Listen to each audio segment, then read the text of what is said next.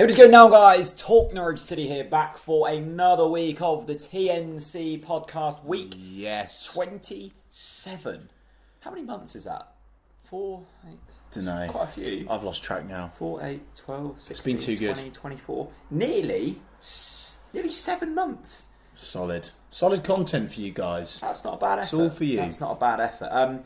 First of all, I want to say thank you for watching the previous episode with Simon Lappin. Great to have him here.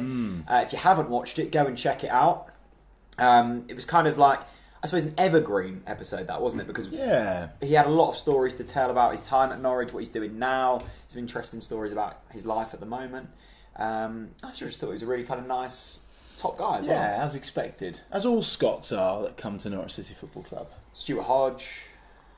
Hodgie's a maniac, isn't he?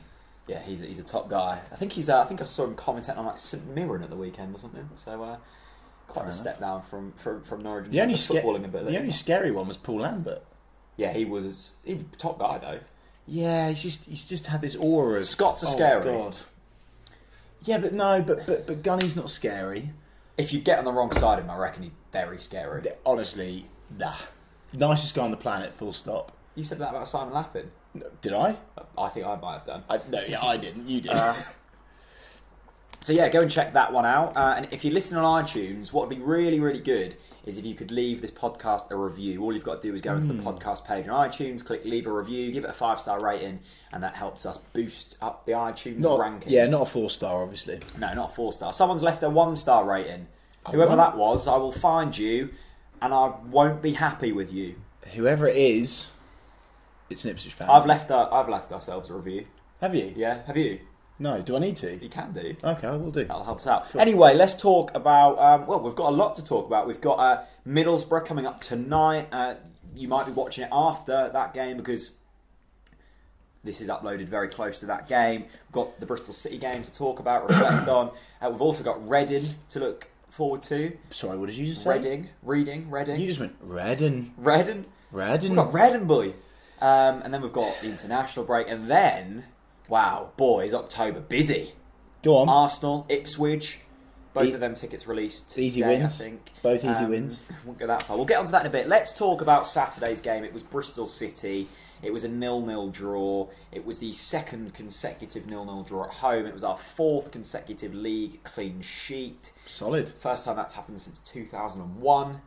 I mean, now we've had some time to think about it. Has your opinion changed ever so slightly or majorly since we spoke after the game on Saturday? To be honest with you, no, Jack. I initially had that opinion straight away that it's good, it's a clean sheet. Okay. And I think at this stage of the season, a solid clean sheet at home isn't the end of the world. Look, most of you hopefully will remember the Houghton era, right? And Houghton bored the shit out of us, right? He really did. But he did get us to the highest position we've had in the Premier League since our European run. And I think what people need to remember is sometimes you need to be a wee bit boring to grind out results in this league. And I personally believe that now we've got this solid foundation. I say that, we might get trounced by Middlesbrough tonight. But now we've got this solid foundation. I personally believe Nelson up top is probably the best striker in the league. Yeah, on his day, honestly, I really do genuinely believe that. Look, my yellow and green glasses are off. Nelson Oliveira is the best striker. The best. League. Yeah, he is. So, and you've got the likes of Alex Pritchard to come back. We are so strong. For me, the only thing that we've got to kind of mould, get used to, is that kind of central attacking midfield. Where's Madison? Vrancic, where is it? What is it doing? How do we utilise the wingers? Yeah. What's the width saying? How are we bringing in the forwards? Are we going deep? Are we protecting? Are we not? That's the area to improve. Yeah, because it feels like at the start of the season that was kind of the most locked down position, and we scored a few goals, and the defence was where it was changing week in, week out. We didn't really know what formation. It now feels like the back four's fairly complete. Yeah. The 2 sitting midfielders has done wonders, I think, and we were calling for that before it happened. And now, like you say, it feels that front 4, the 2 wingers, the number 10 and the striker. I don't think Farke quite knows how to work that yet, but I suppose it will come. I think the counter argument to you, and I'm simply playing devil's advocate here, but I know some fans, and probably me a little bit as well, would be saying, well, We've just played Burton and Bristol City at home. They're 2 games surely you have to be winning. Yes, at the business end of the season, but let's not forget that I'm not judging this team properly until Christmas time. Okay. I'm not going to sit here and, of course, I'll be really ridiculously passionate at the end of the game if we lose or win or draw, but the bottom line is you can't really properly judge this team until Christmas. There's so many different ins and outs. We have to mention it in every single podcast because some people still expect it to click instantly, and they shouldn't expect that. In terms of that attacking... I need to come in. Go on then. I have an apology to make. Bloody hell. Yeah. Do you know who that apology is to? No. He's in the Norwich team. James' husband. Definitely not. No. That apology goes to Mr. Tim Close. Oh, yeah, yeah. Because, and I have to say, the man has been absolutely monumental. There's a moth in here, That's Jack. A bloody big studio. Moth as well. Oh, my God. Is that a moth or is that a daddy long leg That is flying? absolutely... Anyway. Told you we should have shut the door. Oh, my God. Oh, it's attracted to the light, isn't it? Goodness me. Anyway, Timmy Close, I hope that doesn't fly in my face, has been absolutely brilliant. I think since obviously everyone's giving Angus a lot of credit for his clean sheets, and deservedly so. He made a game-changing save against Bristol, and yes, I am going to just say Bristol at home. But in fairness to Timmy Close, I think, in my opinion, he's probably been the cement to that defensive mix that's said, right, come on, guys, and he's winning everything in the air. He's been fantastic on the floor. I can't remember him making a bad pass. I love seeing that nose on the pitch. I really do. And what I like about Timmy Close is he's done exactly so. 2 months ago, you said, "Oh, Tim Close." I said, "No, he's got to prove himself," and he needed these few games to prove himself. He's instantly done that. So kudos to Timmy Close. Oh my God, that is. Jeez. For people listening on iTunes, we've got some kind of autumnal flying species. I'm not cool with that, man. Really? It's not that bad. It's not going to hurt you. Oh yeah, I know that. But I'm trying to concentrate.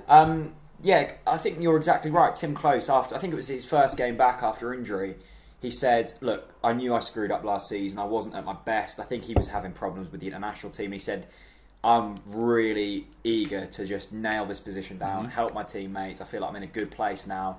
And there's it proves itself that we haven't conceded a goal when Tim Close has been on the pitch this season. That is an unbelievable stat for a defender. Yeah, it is. And he's played, nearly 5-6 straight games now, and the goal hasn't been... How old is he? I'll have a look. Well, I'll tell you why. Because if I was Timmy Close, I'd be I'm guessing 26, what are you saying? Oh, really? You're saying older? I actually don't have a clue how old Tim Close is. At what point does Timmy Close say, I'm going to hang up my international boots? How old do you think he is? Is he really young? Is he scarily young? No, he's not really young. I think he's 31. He's 29. Okay. He's older than I thought, actually. So realistically, he's probably got another, couple of seasons in the Swiss squad? Easy. Oh, yeah, probably, yeah. Yeah? I don't know what defenders are challenging in the Swiss squad. You look what Alex Tete's done. I know Tete's in a different position in terms of his body and how injured he gets all the time and, tired. But I think Timmy Close has now got to look at this and say, right, okay. Because this whole kind of Swiss thing, this hang up about like, oh yeah, Switzerland. It gets to the point where you've got to go, right, I need to now focus myself on my club career. Now, if you focus yourself on your club career, that will take you to the internationals. It will take you there. Don't you worry. And so anyway, massive credit to Timmy Close. I think he's proved everyone wrong, including me. Hats off, buddy. Well done. I think I was reading an article by John Rogers, Big Grant Holt in the programme at the weekend. And I think he called it a love letter to Tim Close. But basically, the outline of it was... Jelly baby? I want to have a jelly baby, actually. Cheers, mate. Yeah. Apologies for the He was basically saying that Tim Close is...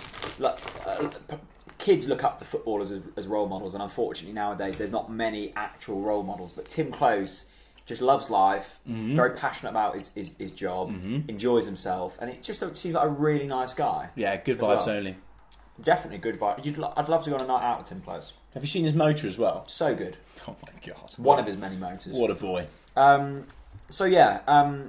As well as that, let's talk about another player who's been exceptional. Tommy T. Oh.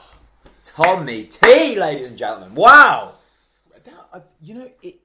honestly, it stunned me. And I'm sure I'm not the only one that, wasn't he free as well? It was a free, yeah. Best free. Is he the best free signing we've ever made? Oh, it says early door. It's early doors. No, but is it? I can't think of any other frees off the top of my head. Let us know in the comments what other frees have been great for Norwich City.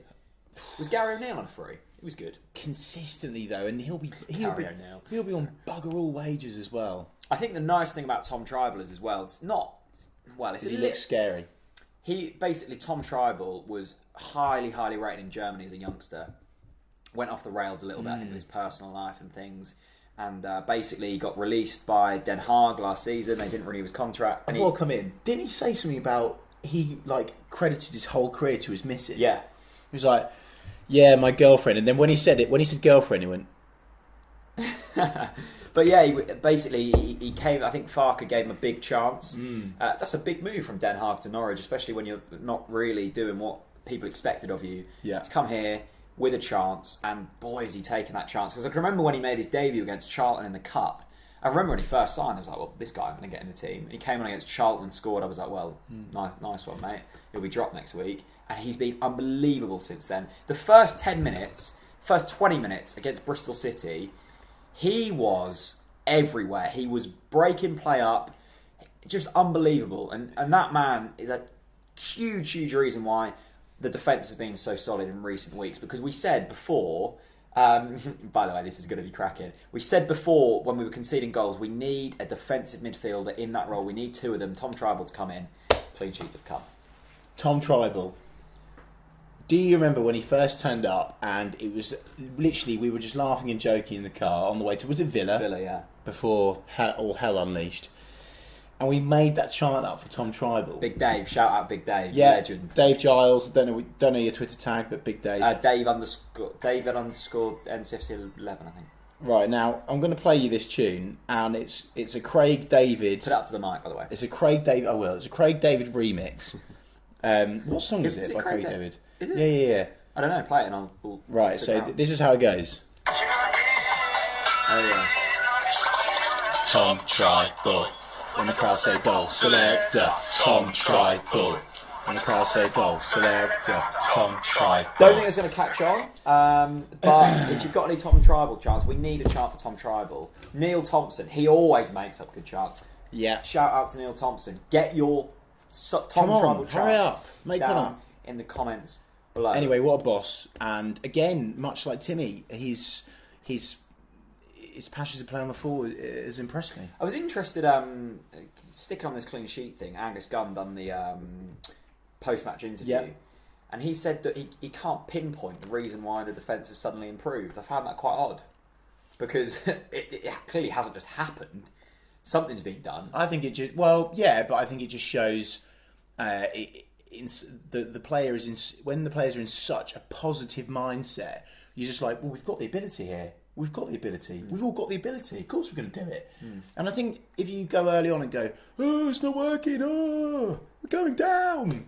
That's when you make more mistakes. But that's when you make more mistakes. Now, us fans, we went delirious. If you watch back the channel and look at the Millwall videos, we went delirious. Now, understandably so. But the players obviously would have reflected on that game in a negative light too. But afterwards, literally the day afterwards, I would honestly suggest that the players are like, we've got it. We've all got it. Even Husband would have gone, yeah, I'm a bloody world-class defender. I think you've got to have that mindset, and that's what we've got now. Let's now speak about, because we obviously a clear negative from the weekend was the toothlessness going forward. Okay. Were there any other points you looked at, or players and went, this isn't quite working? Well, the other thing I've got to say as well is, yes, we were toothless going forwards, Jack, but I think, again, on another day where, the confidence, I know we just won away at Sheffield United, but when you play, I've said it a million times, Cameron Jerome isn't the type of player that's going to score his one chance. That's just not him. Nelson Oliveira, yes, but Cam Jam needs 5 or 6. Prove me wrong, please. But he needs 5 or 6. So, in a game like against Bristol City, when you're just going to get 1 or 2 chances because they're going to shut up shop, Cameron Jerome isn't the man. But you look at Vrancic's chance where he hit the post. Set up by Cameron Jerome. set up by Cameron Jerome, by the way. I thought Jerome was excellent first half. So let's just not dive in. I mean, yeah, all right. First half, Cameron Jerome was okay. He wasn't excellent. He was okay. He was decent. He was okay, Jack. He was all right. Scored offside, very close. What? It wasn't close. It was, wasn't it? He was offside. Well, it was offside, but it was close to being onside. Okay, fine. He was all right, but his second half performance, it was woeful. Yeah. Oh my god, it completely takes the first half away. A couple of other players I want to touch on, and I know I'm not going to, pinpoint individuals, but I am here. Sure. First of all, Mario Vrancic. Yeah.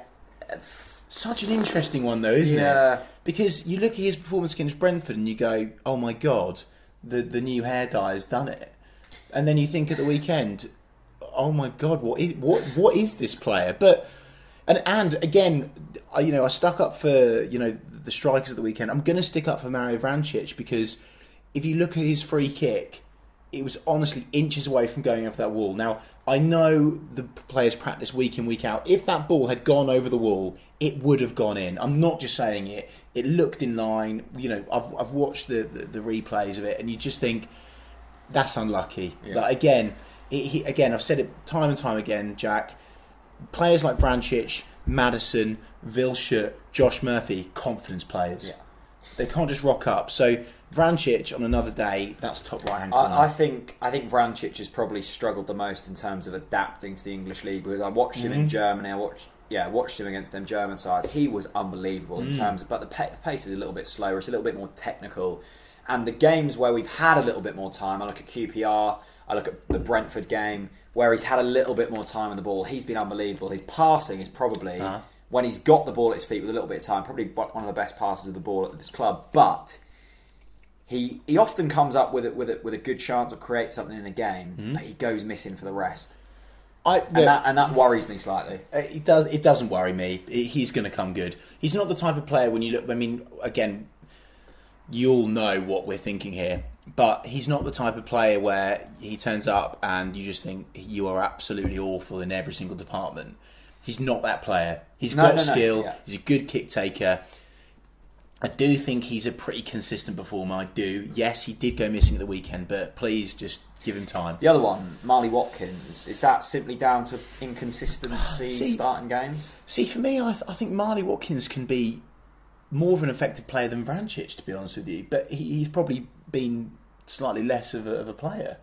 So I think the problem with Marley Watkins is, again, stop and start, not really being in the team consistently.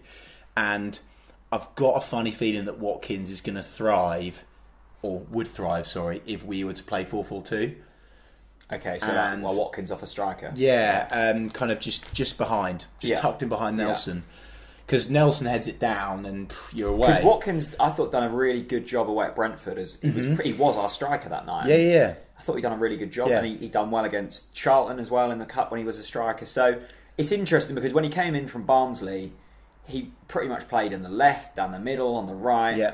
And I just think with Watkins, I can see something there, but it's just so tough to accommodate him in a side on a consistent enough basis. And I think that comes back to everyone saying, well, we should have signed another striker, we should have signed another striker. I think we got it exactly right in the transfer window. It's very unlucky that Oliveira's got injured when he has. Yeah. But if we were to bring in a striker to the calibre that we would need... It's not just Oliveira, by the way. How many injuries have we had? Farke's been dreadfully unlucky. Well, let's talk about that in a minute, actually, because I was reading some tweets today from different people. But it's all about this rotation. You look at Grant Hanley.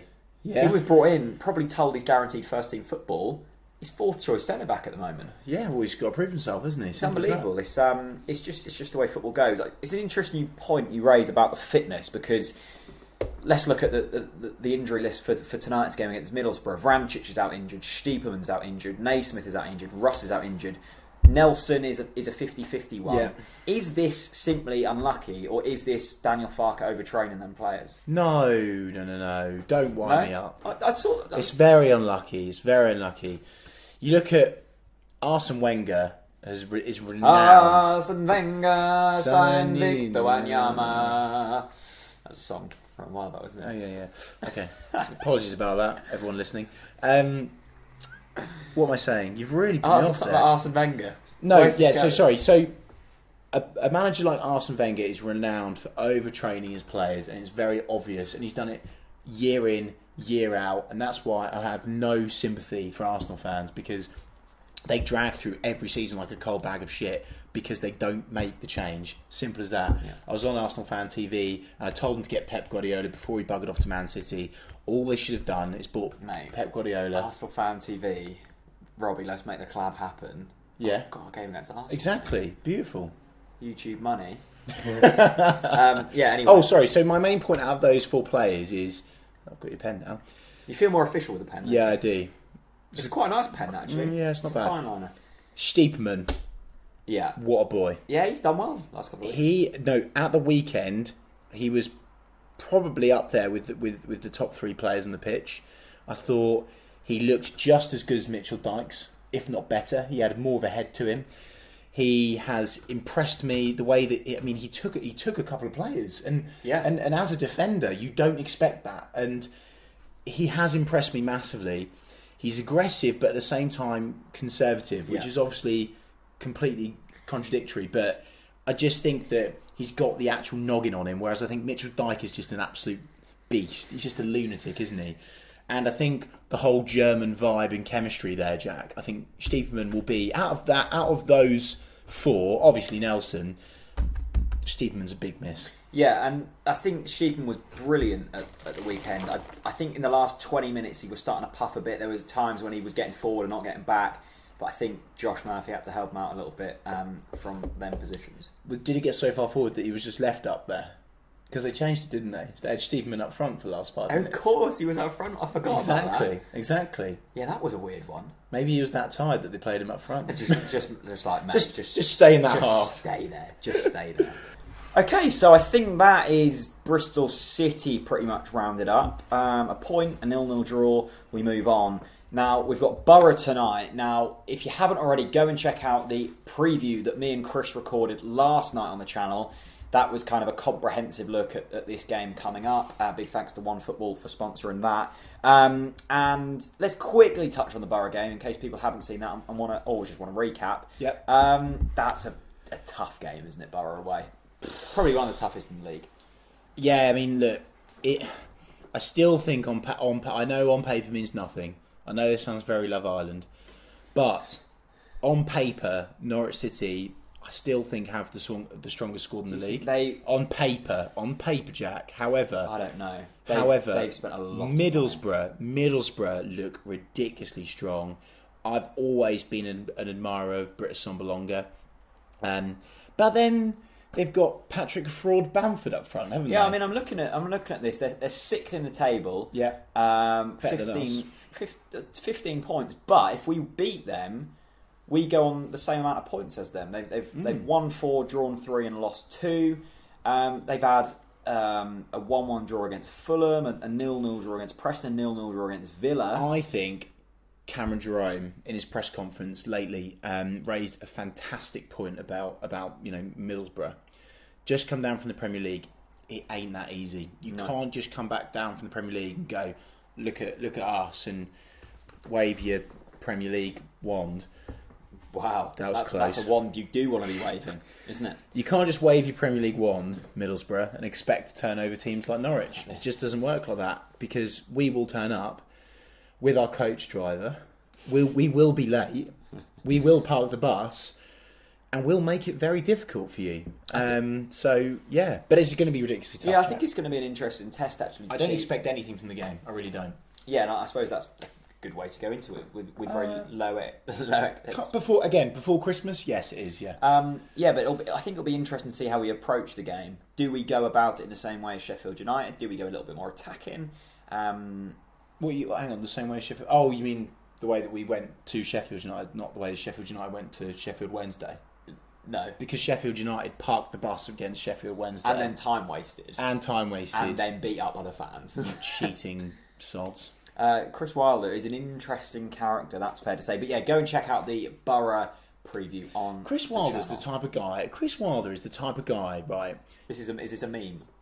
Where you walk into a pub... Right. And he's just a guy that's like there with his shoulders back like this. Right. And he's just looking for a fight. Just eating some Nobby's nuts. Yeah. Nobby's nuts, and he's been like the darts champion for the last 25 years. And he comes up with loads of shitty banter. I really don't like Chris Not Wilder. witty banter, shitty banter. Shitty banter. But I think Shanter. If I was a Sheffield United fan, I think I'd just love him. I think he's almost like a Costa. Everyone loves to hate him. But if he's yours, he's your prick. You know? Yeah, fair enough. Yeah, it's like when you live in Yarmouth. It's like bit of a shithole, but it's my shithole. Massive shithole. No, it's not that bad. It's true though, isn't it? Yeah, agreed. Like it's mine. Yeah. And Chris Wilder's theirs. And in a way, like not in that much of a depth, but we had a sense of that with Holty. Yeah. In the sense that definitely, yeah. Grant Holt dived. Yeah. Grant Holt wound the players up. Yeah. He pulled the shirts. He probably said a few nasty things just to make sure that he was onto them. Yeah. And like I said it last week, I'll say it again. I think that, Norwich need to be nasty Norwich. We've been nice Norwich for far too many years. And then, of course, a couple of days after Saturday, Reading away. Now, Oliveira should be making his return for this one. He should actually be in the squad for tonight's game against Boro, but he'll probably be starting against Reading. It's just almost written in the stars, the sense he almost went there in the summer, and he returns from injury against Reading. He guaranteed goals, isn't it? Yeah, and he's just going to rub it in, isn't he? I could honestly, I'm going to put it out there. I think he could quite easily score a hat trick on his first game back. Really? He could. He could do, yeah. Mate, tell me, I'm sorry to dive. In fact, no, I'm not sorry to dive in on Reading. They're average. Reading are. How many times have I said teams are average? But Reading are average, right? Let's see what Reading are on the table. Actually. Like seriously, Jack. And now, I genuinely believe that Nelson will come back with a bang and he will smash it against Reading. And as you say, written in the stars, he was meant to go there. And actually, in a way, for Nelson, that's almost like his sales pitch for January, isn't it, by the way? Well, yeah, if he wants it, yeah. So, in some senses, he's going to want it for both reasons. Reading are 18th in the league. Oh, dear, that's embarrassing. 9 points. I thought they were higher up than that. I just think they're average. I know a couple of Reading fans, and they literally talk about how average they are. They literally say, our stadium's average, our atmosphere is average, our kit is average, our club is average, our history is average. Literally, Reading stinks of average. They'll probably beat us 3-0 at the weekend. Yeah. Also, coming up, the Ipswich tickets went on sale yesterday. We bagged ours. That's going to probably the most interesting derby in quite some time. To be honest with you, hang on, are we previewing the derby now? Or are we waiting? No, well, we're not previewing it, but let's just look ahead slightly. I will. God, I don't want to be honest. Be honest. No, I can't. No, be honest. No, right, okay. You know what? I'll be transparent. So there's two ways that me and Jack can approach this against Ipswich. Two ways. One, we pretend that we're not nervous, we're confident, and we're just like, yeah, we're going to win. It's just Ipswich. Or we go into it and be like, it's going to be a tough game. Probably the most nervous we've been for a derby in many, many seasons. So, which one would you like me to be for this podcast? Let's be honest, because usually the cycle of Snads was speaking about it at the weekend. The cycle of was he sober? He was actually. Love Snads. The cycle of a lead up to a derby is you're nervous, then you're ridiculously confident, then you're even more confident the night before, and then the morning of it you're like, shit, we're going to lose. Then right at kick-off, we're like, right, we're going to win. Yeah. And then it's 90 minutes of carnage, and then whatever the result is. So I think we're currently in the cycle where we've got to be honest. Okay. Well, I will honestly say this is the most nervous I've been for a derby since the playoff final. Not playoff final, sorry, because you didn't get there. This is the most nervous I've been since the playoff semi-final when Ipswich monumentally cocked it up. I just think that Ipswich have got something about them now. They've finally got a team spirit. It looks like they've got more than 2 fans turning up. They probably will get to 20,000 against Norwich, attendance-wise. So I think they'll have something about them. Something, at least. Yeah. I mean, they've started the season well. But you know what it's like, Jack. We could turn up there and we could smash them 4 or 5-0, or it's going to be a draw? Or will Ipswich finally, after years of beautiful, beautiful pain, will they beat us? I mean, this is the kind of analysis that you bring to the table. We can either win, we can either draw, or we can either lose. I mean, this is some golden punditry from you right now, but it's true. Yes, yeah. It's going to be an interesting one, but we've got our tickets, and then what is it? 48 hours after, we travel to the Emirates. That is a bloody tough, intense run of games. Ipswich away, Arsenal away. Ipswich on the Sunday, Arsenal on the Tuesday. It's so tasty, isn't it?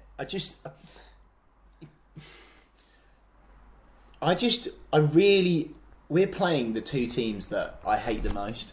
Do you not like Arsenal? I don't like Arsenal because when I was a kid... Do you like any teams other than Norwich? Yes, I do. Who? I think I've got a lot of respect for Leeds as a football club. No, you haven't. You've slagged them all the time. No, you always pretend I do because you hate Leeds, Jack. I don't hate Leeds. I like Leeds as a football club. I think... I just like them. I think they've got a lot of heart and soul about them. Yeah. Who else do I like as a football club? Who else do I like? I like Southampton. I think they're quite a good, like a proper. They're a proper football club, aren't they? Do you know what I mean? Yeah. I quite like Liverpool. They're a proper football club. Do you know what I quite like? Go on. Luton Town. No, I do. Did you go to the game where they beat us 1-0? Yeah. Scott Rendell, 89th minute winner. Harry Kane started for us. Yeah, that was grim. But they were some of the best fans I've ever seen at Carrow Road. I'll tell you who else I them like. fans are stuck by their club. I really like Celtic. Oh, see, I'm more of a Rangers. But please come out. But hang on, what? Yeah. You are joking me. No, I'm more of a Rangers man. Graham Dorrans is there now as well, so that helps. Stuart Hodge, sorry, Stuart. But can I just clarify before we have loads of comments saying, how can you say you like another team? I actually don't, and it really pisses me off when you see people in the Twitter bio saying Manchester United and Norwich fan. Yeah, you can't support two teams, but you can have a soft spot for the team. But this is what I'm saying. I don't have a soft spot. I just respect them. Yeah, that's what I mean. No, but I don't have a soft spot. I need to clarify that. There's a massive, massive difference. Yeah. Okay. Anyway, where were we before I went on a rant about that? Arsenal. You just went off on one. Yeah, no. So sorry. So with Arsenal, you don't like they cheat a hell of a lot. They cheat, do they? When have they cheated? Are you winding me up? I just didn't know they were renowned for cheating. That was all. No. They when they came to Carrow, you know the game before we drew 3-3 with them at Carrow Road. Oh no, because that's when we beat them 1-0. Yeah. No, there was a game when we were at Arsenal and Mark Bunn was in goal, and they cheated and dived for a penalty, and it was a blatant dive, and it was like the FA had a cheeky back pocket move. It was horrendous. Let's also not forget that Ryan Bennett got away with pretty much assaulting Sanchez into the pit. No, completely disagree with that. Honestly, completely disagree with that. He did not do that. Was not assault. Jack. No, it wasn't. Sanchez was looking for it. he was looking to be pushed into a 4-foot. Okay, all right, fair enough. He wasn't. That's what he was asking for. By the way, that is probably what Ryan Bennett will be remembered for. Is that a sad state of affairs for Ryan Bennett? What? Or maybe... No, that is it. What was that... Or his guitar. What was that Ed Sheeran. Twitter rampage he went on when he was like... Wasn't he linked with another club and he posted a picture of a... Oh no, this is it. Can you remember when he posted a picture? I think we had a game and he posted a picture of like him watching a film or something. Do you remember that? I can't really remember it that well. If you guys can, it was something about his TV. He tweeted a picture of his van on transfer deadline day saying, "I've got Grant Holt stuck in here" or something like that. I don't know. It was an odd one, right? Anyway, but I respect him. He's from Flag. I just think there's just a bit of arrogance about Arsenal. And I would love to do them over. Yeah. Like a really gruelling 1-0, 95th minute Vrancic. Imagine the Arsenal fan TV meltdown as well if we beat them. Oh my God. DT, I think, would end himself. Just there and then. By the way, there was a shout for a DT versus Chris Revo. We might be able to get that sorted. If this podcast hits 200 likes... Yeah. Will you say to Robbie, right, there's a market for this? We'll pull some strings. Okay, that's all I'm saying. Okay, good. So that's a tenner, 5,000 allocation. That's a lot of tickets to sell. And also, the Ipswich game. Yeah. Point system, obviously. Probably the only game this season, I reckon, other than Burton, that will be on a point system. You needed 1,300 points to get them yesterday. I think it's 1,250 and it goes down in 50s. Do you agree with the ticketing system? To be honest with you, I've got quite a loose opinion of it because it's never really affected me because I've just turned up to enough games to have the points. I can understand and respect both sides of the argument. Although, when I look at people on Facebook ranting about the fact they can't get an Ipswich game, they can't get to the Ipswich game, but if you've not turned up to enough away games, ultimately, I have so much respect. Right, there's a guy called Carl, okay? Carl, what's Carl's second name? What, security Carl? No. Carl Layton. Yeah, so Carl Layton, if you're watching, hello Carl. Now, Carl is the model Norwich City fan, and he will take days off to go to Cardiff on a Friday night, and it's those types of fans that absolutely deserve to get their tickets first come. They deserve the tickets. Who the hell wants to go to Cardiff on a Friday night and take 2 days off work to do so? Like, I mean, credit to Carl and credit to all of you that he's missing Boro though, you fair weather fan. He'll be at the beanbag, won't he, with his free pie and beer? Anyway, but my point is, look, I think if you turn up to enough away games, you deserve the tickets. However, I do think that there's something about the Ipswich game. Something needs to be looked. It's not quite right. So I can kind of understand both sides of the argument. Because as a season ticket holder, you might have been to like 1 or 2 away games this season. You've got 12. You might be a new fan. There's no real kind of difference between. So say you're a new fan, but you might be just as passionate about Norwich City as I am, even though I've been going for years longer than you, right? So for me, there's got to be almost like, is there going to be a split? I don't know. I don't really mind. I don't really think there's any like fair method of doing it. Because no, I think the fact you get 1,000 points for having a season ticket, it's quite excessive. Considering then you only have to maybe do 3 or 4 away games to get your Ipswich ticket. But at the same time, like I don't know. I don't know. I think it's fairly fair. If you go to away games, if you've got a season ticket, you deserve to go, and that's how it kind of works. Right, let's get into some bloody questions. Yeah. Right, time for your guys' questions. Probably my favourite part of the podcast each week because they're always so different. The majority of them are very, very good. So let's start with Carl, who always tweets in and has won a prize before, actually. Won a couple of prizes before. So Carl, hello. He asks if you could... Look at that hashtag that's with it. Nice. Yeah, maybe we should start that. Hashtag Ask Talk Norwich City. Should we do a hashtag Ask TNC? Should we make that thing? Maybe from next week. Yeah. Next week, hashtag Ask TNC. He asked, I think we've answered this before, I'm not sure. If you could pick a 5-a-side team from our current squad, who would you pick? So obviously in goal, Angus Gunn. Yeah, obviously. Goes without a doubt. Not Paul Jones. Not Michael McGovern. By the way, hasn't he kept like 10 clean sheets in a row for Northern Ireland or something? Who cares? Something like that. I'm sorry, who cares? Yeah, who cares? So we're going with a classic. You know what I like about Angus in goal in a 5-side team? He's going to play it with his feet. He's going to be taller than the goal as well. Yeah, exactly. Covers it all. So we've got Gunn in goal, and then we're going for the classic 2-1-1 5-side formation. It's worked for Inter Milan. It's going to work for this team. Yeah. So we need 2 defenders. Pinto, picture, yeah. You kind of need a player who can just run a lot. But also, 5-side is so pacey that you need someone that could just go up front if you need. You know, Pinto. So Pinto's in there. Passion as well. 5-side is rough and tumble, isn't it? Bloody well is. You need someone that's going to give passion, and Pinto, his middle name is Passion. So we need another defender. Husband? Definitely husband. No. Close. Timmy Close. Got to be in there. Oh, I don't know, man. Really? I don't know. Is this goals 5-a-side where it's got to be below head height, or is this proper 5-a-side where you can just... Hang on, is it current? Yeah, it's current. Because obviously otherwise it'd be Gary Doherty, obviously. Yeah. Go on, just give it to Tim. Give it to Timmy. Timmy Close. So now we need a midfielder. Tom Tribal. I'm not even taking any other questions. Really, you're not? Yeah, because he's going to scare opposition before you even step on the pitch. Yeah, true. They're going to be like, bloody hell. So are we just going for pure passion then? I think passion. Okay, well in which case Nelson Oliveira up top. Yeah, Nelson Job done. top. Next question. So Gunn, Pinto, Timmy Close, Tom Tribal, and Nelson Oliveira. Yeah. Greg Porter, who's your favourite non-league team? Don't care. Great Yarmouth Town. The Bloaters. Big up the Bloaters. Love it. You don't really like non-league, do you? I've got a real soft spot for non-league. I love non-league. Cool story, bro. You're not really a football purist, are you? You're kind of I bleed yellow and green, and that's all I need to bleed. Is it? You don't want to bleed blue and white for Wroxham? No. Definitely not. Okay. Blue and white is obviously Ipswich, so no. No, Wroxham. Would you prefer to see lots of goals and sloppy at the back, or fewer goals and a solid defensive performance? That's from the J Dawson. There's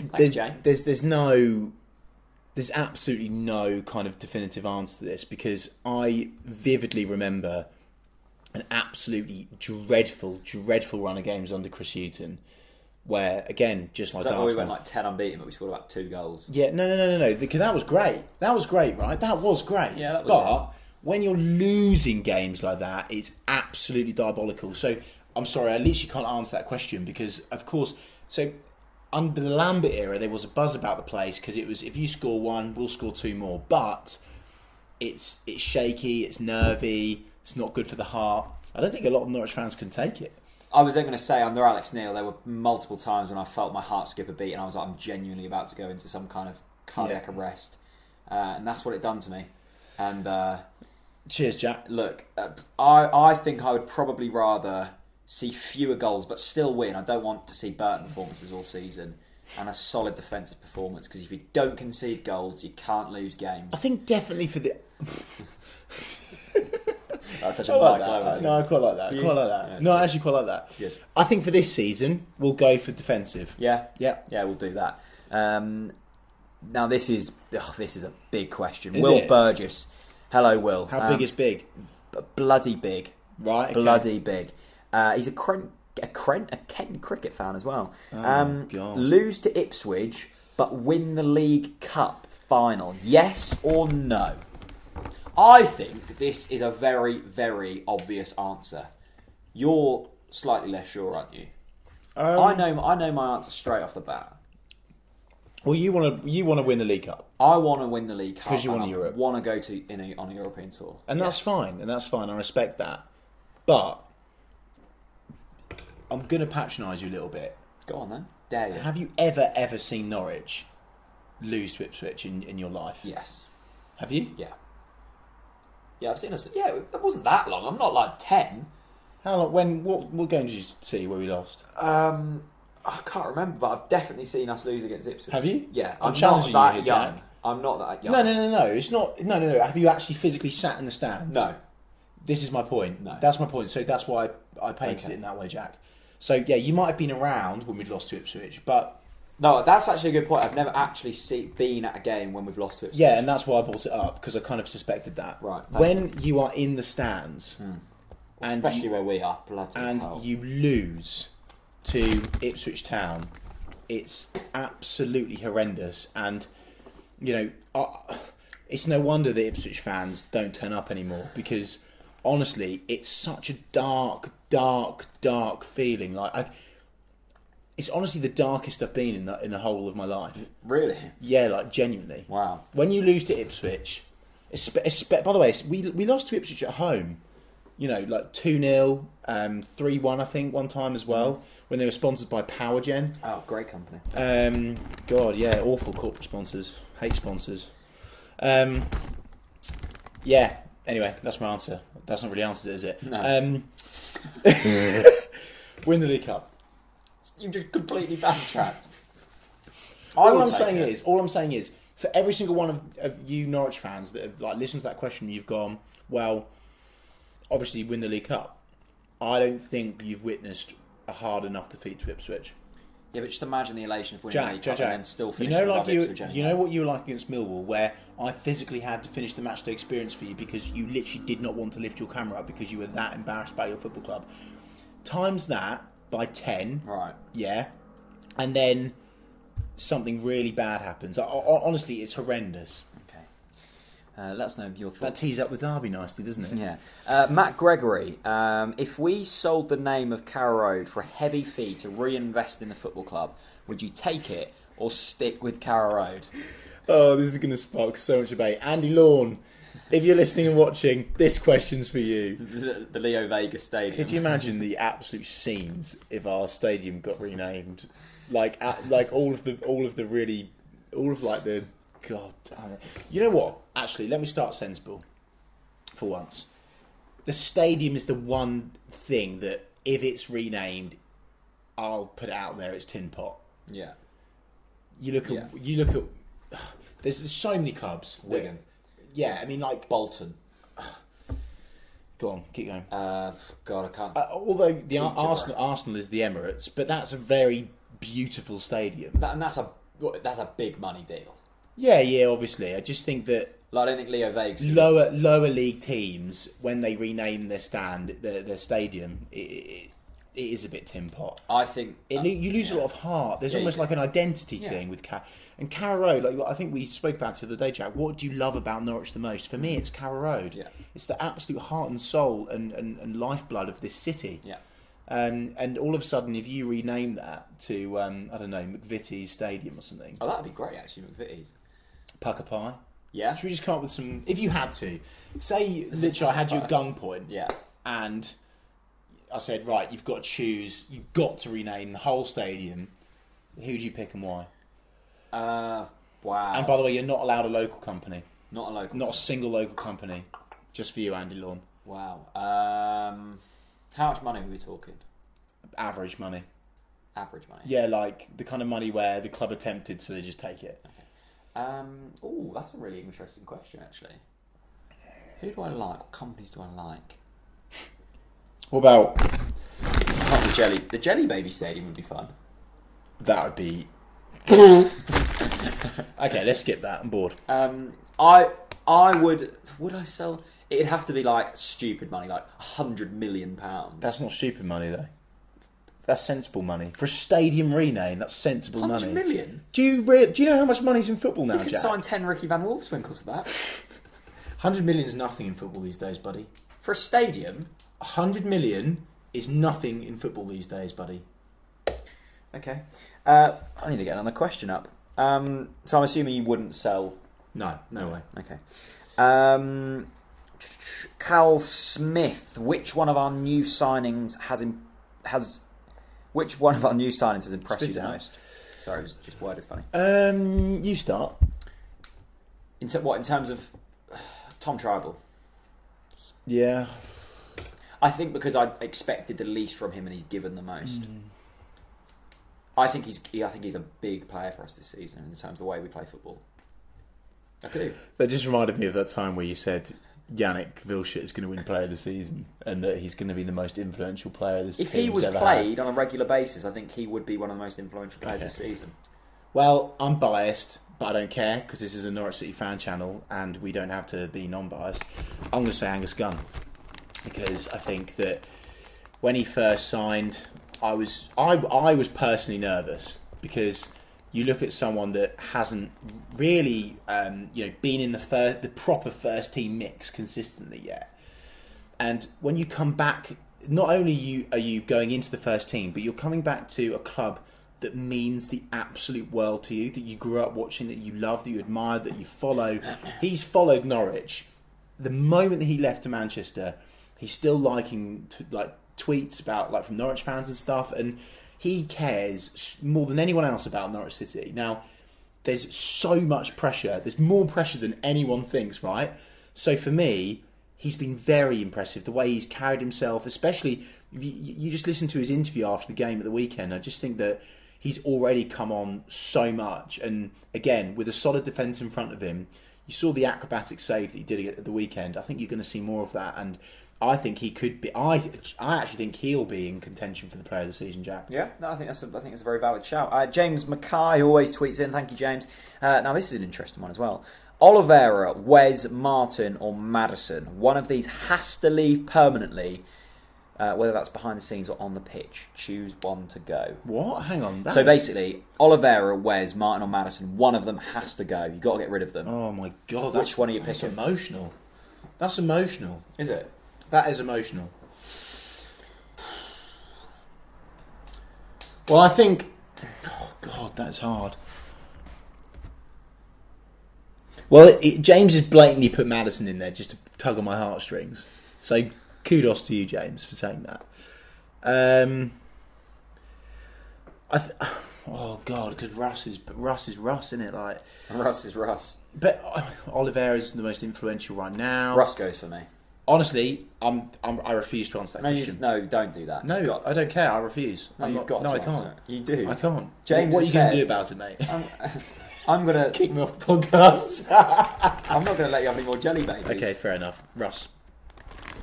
It would hurt though. Russ can leave and he can become a co-presenter on the podcast. Yeah, great idea. Yeah, and take my job. And he can still like text people and like have a little part to play. Yeah.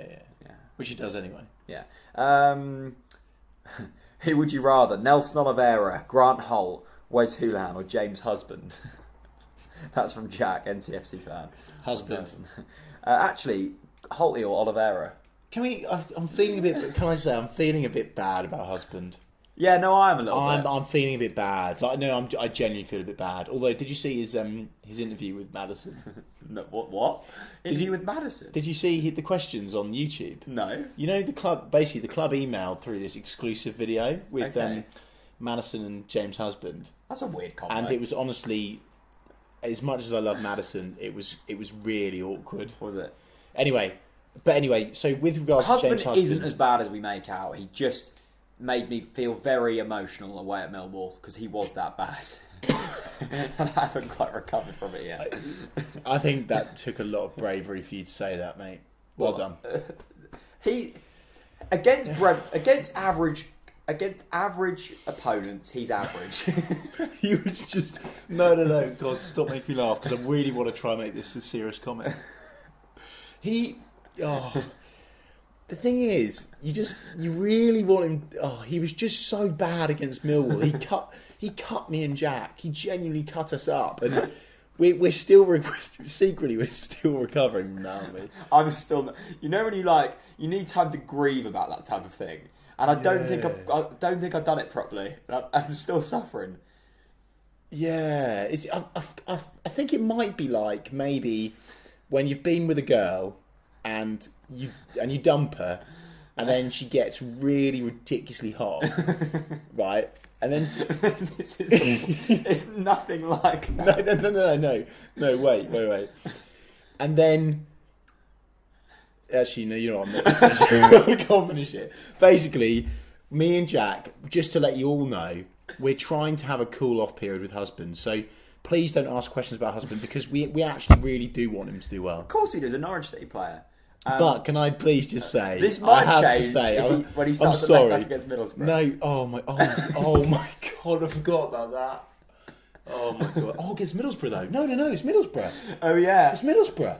Yeah, he's going to score. 90th minute winner. Do you know what? Someone actually spotted me in the Gerald stand at the weekend because basically when Husband came on, he got subbed on in left midfield, and my reaction was just literally that on the brick wall because we sit right next to the brick wall, just collapsed in a heap. If James Husband scores against Middlesbrough and it turns out to be a crucial goal, what should we promise? I will give away £50 of my own money to someone who follows us on Twitter.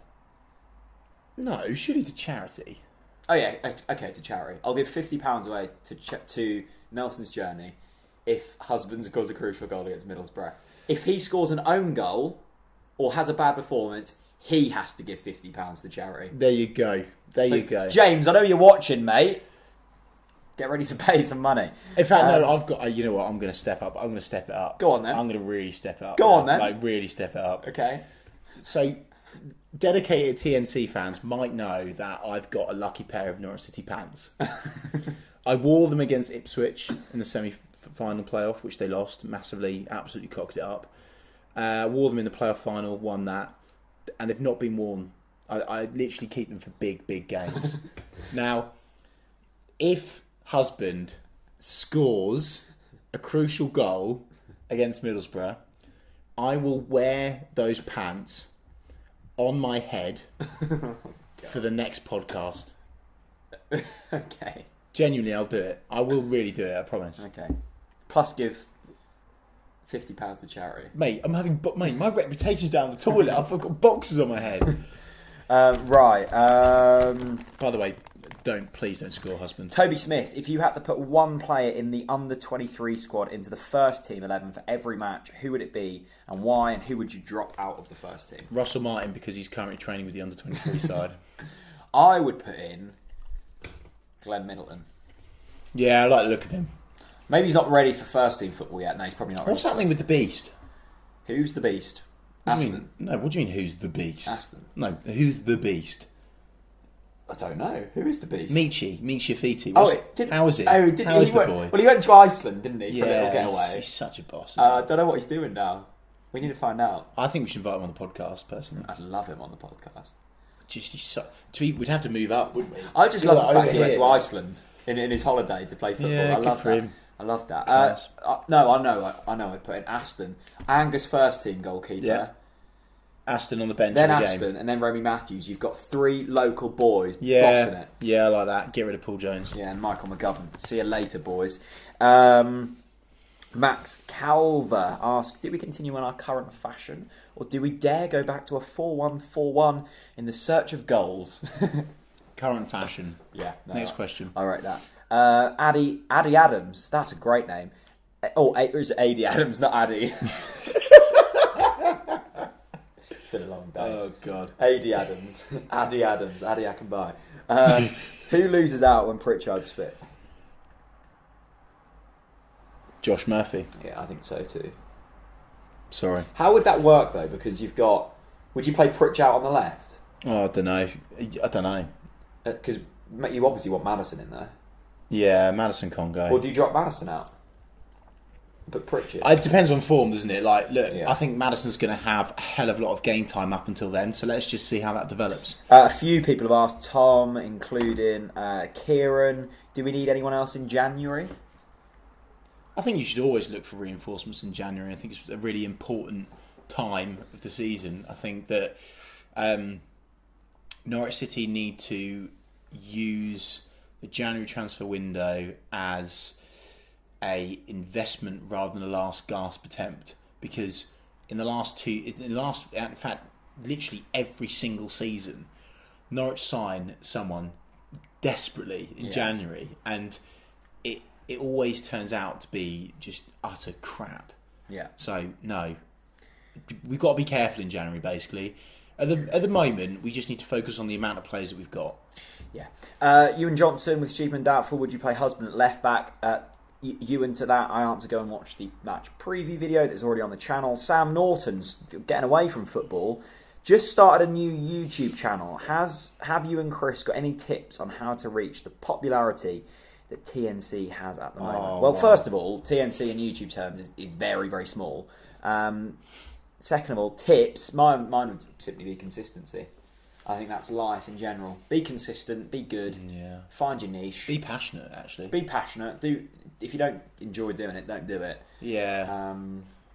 Got to be good at what you do. You've covered everything there, I think. And you've got to, especially with football, you've got to be on it all the while. Consistency and find a niche, because no one wants to watch another. And don't listen to unnecessarily negative feedback or comments. So listen to constructive feedback, but if someone calls you a name, which especially I get called every single week, just don't listen to it. It's just needless, and you just need to crack on and be consistent, as Jack says. Yeah, this is a good question actually. This is from Smith Howiak, I think that's right, who is a West Brom fan. Where's Malumbu at the moment? I swear he's gone missing since he was released. # find the Malumbu. Where is Malumbu? I don't know. Maybe he's DJing with Basson. I've got a funny story about Seb Basson. Actually, it's not that funny. Is it funny or is it inappropriate? No, it's not inappropriate. So some guy Snapchatted me the other day, who I can't remember who it was, but he just got out of bed. Is this inappropriate? No, it's not inappropriate. It sounds that way, doesn't it? He went to his window, and Seb Basson is just running up and down the road in the middle of Norwich, just training on his own, just running up and down the street. You are joking me. I'm not. Can you remember when he was spotted in Helston Park? Oh my God. He's just running around Norwich. I love that. But where is Malumbu? Do you remember when Seb Basson was voted our player of the season under Chris Hughton? Can you remember when he was boss for us? Well, he was boss for a season. Yeah. And then he was like a caravan through 200 yards of mud. Yeah, that's true. Jack Williams asks, why do you hate Brighton? I just don't want to answer that question this week, I'm sorry. Why? Oh, can I just... Actually, you know what? Go on then, let's go in. So my beef with Brighton this week is the absolutely horrendous stamp on Yedlin of Newcastle. Horrendous. Didn't watch it, can't comment. I didn't watch it. I watched the highlights back but can I actually just say that fair play? They have actually won a couple of games now, and I said they'd lose every single game. But look, I just we all know where Brighton stand in terms of in the world of football. We all know that they used to have a running track around their pitch. We all know that their nickname is the Seagulls. Next question. Far inferior to the Canary. Exactly. Yeah, seagulls are a massive problem at Yarmouth Market, so for that reason alone, shoot them. Brighton aren't in the Seagulls, top 10. not Brighton fans. Definitely don't. We don't hate them that much. Yeah. I don't really hate Brighton fans at all. All Brighton. This is a strange question. I'm not even going to answer this, Josh. If Daniel Farke got sacked, who'd be your ideal replacement? I love his second name. Josh Beaver, Luton fan. I've lost it. I've gone. What? I've gone. Just carry on. Luton fan. Hopefully you've watched this podcast because I bigged up Luton earlier. What? I really no. Sorry, I shouldn't laugh. Ewan Johnson. We touched on this earlier. I feel a bit bad for that. How much time do you give Ranchich to prove himself? Couple of games. Just a couple more games. What, and then we just get rid of him? No. Till Christmas. They've all got till Christmas. Merry Christmas. Craig Killett. How do you rate Josh Murphy's performances this season? I know the angle that Craig's coming at from this, and I think that he would probably be thinking that they've been questionable. For me, and Josh will rightly argue that in the cup he's been very impressive. Yeah. Great record. I'm still sticking with it. I think Josh will score more goals this season than Jacob did in his season with us last year. Okay. I think at the moment the only thing that Josh lacks is that final finish, that final cross. I think he's got everything to his game. I think that he reminds me of a better Nathan Redmond. I'll stand by that. I think that he is quicker than Redmond. I think that he's better on the ball than Redmond. I think that he's just got that skill. I think he's confident. I tell you one thing, he's a hell of a lot more confident than Nathan Redmond. I think Nathan Redmond in his last couple of seasons for Norwich always tended to he didn't want to use his ability. He'd always just go backwards or sideways, right? Which was the massive problem with Nathan. Now, Josh, in fairness and credit to the guy, a lot of the stick that he's been getting is because he loses the ball sometimes, but that's because it's his job not to lose the ball. But Josh Murphy is one of three players, him, Wes, Maddison, where one of those people have got to make a mistake, effectively, because they're the players that are going into the defence. So I think, as I say, it's been very frustrating the last couple of games, especially against Burton. Big chance against Burton, missed that. Chance of the weekend, and it went out for a throw-in. But look, I'm still not going to beat Josh up. I'm not going to beat him up till Christmas because I think then you'll beat him up. Then you'll bloody fill him in, won't you? No, I won't. Honestly, I do. Actually, you know what? I really like Josh. Happy I do like Christmas, Josh. I get what Craig means though. I think a lot of fans are frustrated with his final product at the moment. But again, please give him time, guys. I think. What game was it? I think it was the Birmingham game that we beat. I said on Twitter, and I think I said it on here, it was one of the most mature performances I'd ever seen from Josh Murphy. I thought he couldn't... My big criticism of Jacob last season was his complete inability to defend and track back. I thought he was dreadful at that. And I know as a winger, that's not really your job, but Josh Murphy said on multiple times that Daniel Farke wants his wingers to defend more, and I think that's a crucial part of the game. And I think against Birmingham, was it against QPR? He's had a couple of really standout performances this year, and of course he's excelled in the Cup as well. Mm-hmm. He's backtracked a little bit. I thought he was poor against Burton. He got into the right spaces, but didn't quite finish it. And look, that'll come with age and experience, and he's a confidence player. Disappointed with him against Bristol. I thought he started well. I thought he was taken on his man, and then he lost it a couple of times, went into his shell. You can always see when he's not confident. He doesn't take on his man. He doesn't track back as much. He had that chance that he'd done that a few times again. I can't remember who that was against. he gets in a chance where he's kind of quite wide, and you could go for a shot, or you could cross it, and it's kind of like an in-between. But again, at the weekend, it's just that decision-making. Yeah, but again, at the weekend, he was very close to being the hero of the day, so yeah. But I think he's a winger. He's going to have bad games, he's going to have good games. Yeah. I wouldn't get on his back, but... Good question, Craig. Good question. At the same time, we want the best for our players. Right, we've just realised that we are an hour and 5 minutes in. It's flown by. We've chatted nonsense tonight as always, but good nonsense. Yeah, all of the nonsense. The final question is, hit me. It was something about Jerome. He hasn't scored since Good Friday. It was from Luke Speck. I remember that. I can't find the tweet though. He hasn't scored since Good Friday. Good old Luke. Does he deserve criticism? Yeah, he does. He deserves to be criticised after the performance of the weekend, definitely. I think that... I don't know, it's tough. It's tough because it's just fine margins, Jack. Could have scored, could have set one up. But for me at the moment, yeah, he does deserve to be criticised. Yeah, I think... And this is... Let's not forget, sorry to interrupt, that this is his opportunity. This is his sales pitch to Farke while Nelson's out. Play me, play me, play me. Now, I'm sorry to Cam, but...